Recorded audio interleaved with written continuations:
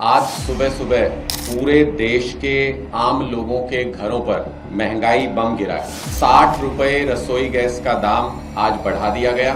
आश्चर्य की बात यह है कि कल ही सरकार के मंत्री हरदीप पुरी जी ने यह कहा था कि पेट्रोलियम पदार्थों की कोई कमी हमारे सामने नहीं है और दाम बढ़ने का कोई सवाल नहीं है। लेकिन हैरानी की बात है कि उनके इस वक्तव्य के 24 घंटे के अंदर दाम बढ़ जाते हैं। ऐसा लग रहा है मानो देश की सरकार के निर्णय मोदी सरकार के मंत्री ले ही नहीं रहे, कहीं और निर्णय लिए जा रहे हैं, वो थोप दिए जाते हैं देश के ऊपर।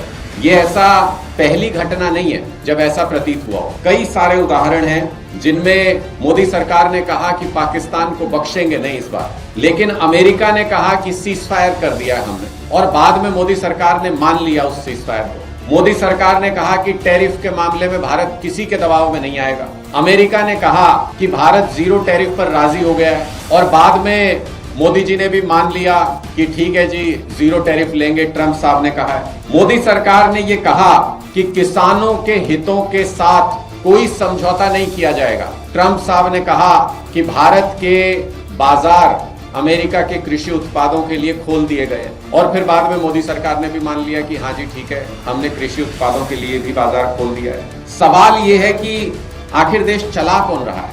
मोदी जी कहां दुबक के बैठे हैं?